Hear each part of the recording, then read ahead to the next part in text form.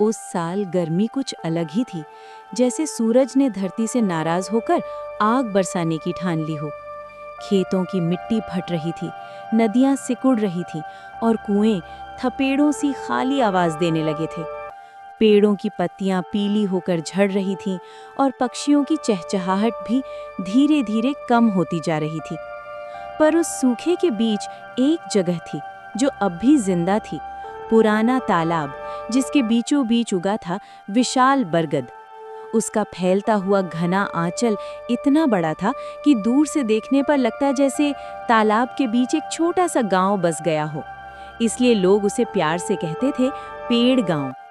बरगद के मोटे तने पर चिड़ियों के घोंसले थे, ऊंची शाखों पर कोयल कूकती थी, नीचे की झुकी जड़ों पर गिलहरियां दौड़ती थीं। पेड़ की जटिल लटकती जड़ों ने मिट्टी को थाम रखा था, इसलिए तालाब पूरी तरह कभी सूख नहीं पाता था। जड़ों के पास हमेशा मीठा सा ठंडा सा पानी जमा रहता। दिन भर सूरज कितना भी तपे, शाम होते होते गांव के बच्चे वहीं दौड़कर पहुंच जाते। औरतें घड़े भरतीं, बूढ़े लोग बरगद के नीचे बैठकर पुरानी कहानियां सुनाते। पेड़ सबका साथी था, बिन बोले सबकी परेशानी समझ लेता था। लेकिन उस साल हालात बिगड़ गए। बादल जैसे रास्ता भूल गए, हवा भी गर्म सांसें लेने लगी। जानवर दूर दूर तक पानी ढूंढते भटक रहे थे। एक शाम गांव की पंचायत बैठी, सबके चेहरों पर चिंता थी।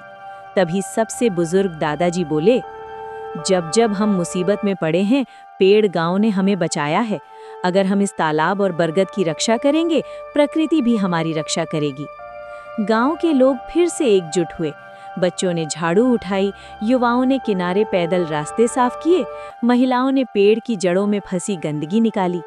किसी ने पानी बर्बाद नहीं किया। हर तरफ एक ही बात गूंज रही थी, पेड़ बचाओ, पानी बचाओ, जीवन बचाओ।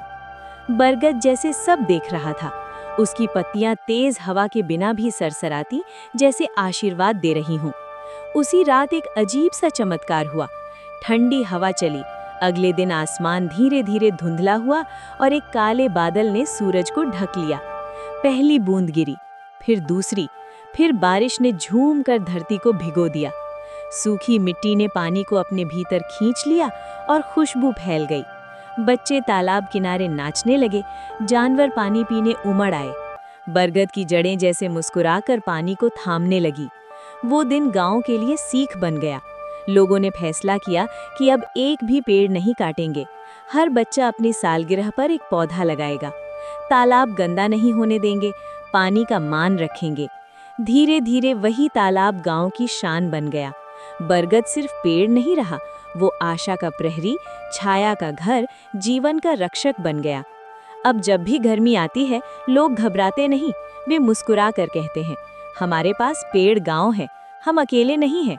और बरगद की सरसराती पत्तियां जवाब देती हैं, जहां पेड़ होते हैं वहीं जीवन खिलता है।